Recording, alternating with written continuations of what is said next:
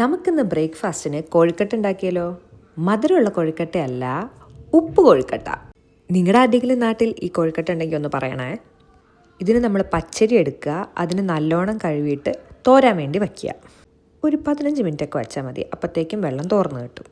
പിന്നെ ഈ അരി നമ്മളൊരു മിക്സിയിലേക്കിട്ട് പൊടിച്ചെടുക്കണം. അത്യാവശ്യം തരിയോടെ വേണം നമുക്കിതിങ്ങനെ പൊടിച്ചെടുക്കാനായിട്ട്.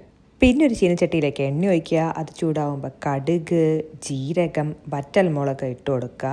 എന്നിട്ട് 1 ഗ്ലാസ് അരിക്ക് 1.5 ഗ്ലാസ് വെള്ളം എന്നുള്ള രീതിയിൽ നമ്മൾ വെള്ളം ഒഴിച്ച് തിളപ്പിച്ചെടുക്കണം. വെള്ളത്തിലേക്ക് ഉപ്പിട്ട് കൊടുക്കാൻ മറക്കരുത്. വെള്ളം തിളച്ച് വരുമ്പോഴത്തേക്കും അതിനകത്തോട്ട് നമുക്ക് നമ്മുടെ അരിപ്പൊടി ഇട്ട് കൊടുക്കാം. നല്ലോണം ഇളക്കിക്കൊണ്ടിരിക്കണം. ഒരാളുടെ ഹെൽപ്പ് ഉണ്ടെങ്കിൽ വളരെ നന്നായിരിക്കും. എന്നിട്ട് അതിലെ വെള്ളമൊക്കെ നല്ലോണം വെച്ചിട്ട് ഈ ഒരു പരുവത്തിലാക്കിയെടുക്കണം. പിന്നെ ആ മാവ് ആറ് വരുമ്പോഴത്തേക്ക് അതിനകത്തോട്ട് നിറയെ തേങ്ങ ഇട്ട് കൊടുക്കണം. എത്രത്തോളം തേങ്ങ ഇടുന്നോ അത്രത്തോളം ടേസ്റ്റാണ്. എന്നിട്ട് എന്താ, നമ്മുടെ മാവ് നല്ലോണം കുഴച്ച് നല്ല കുഞ്ഞു കുഞ്ഞു കോഴിക്കട്ടകൾ നമുക്ക് ഉരുട്ടി വെച്ച് കൊടുക്കാം. ഈ കോഴിക്കട്ടകൾ നമുക്ക് നല്ലോണം ആവിയേറ്റിയെടുക്കണം. ഇതേ കണ്ടോ, നല്ല സുന്ദരന്മാരായിട്ട് വെന്ത് വന്നേക്കണേ. ഈ കോഴിക്കട്ടയുടെ ഏറ്റവും ബെസ്റ്റ് നമ്മുടെ കപ്പയ്ക്കൊക്കെ ഉണ്ടാക്കുന്ന ഉള്ളി ചമ്മന്തിയും കുറച്ച് ചമ്മന്തിപ്പൊടിയുമാണ്. ഏത്, ഇഡ്ഡലിയുടെ ചമ്മന്തിപ്പൊടി. ദേ, അടിപൊളി ടേസ്റ്റാണ്, ഹെവൻലി.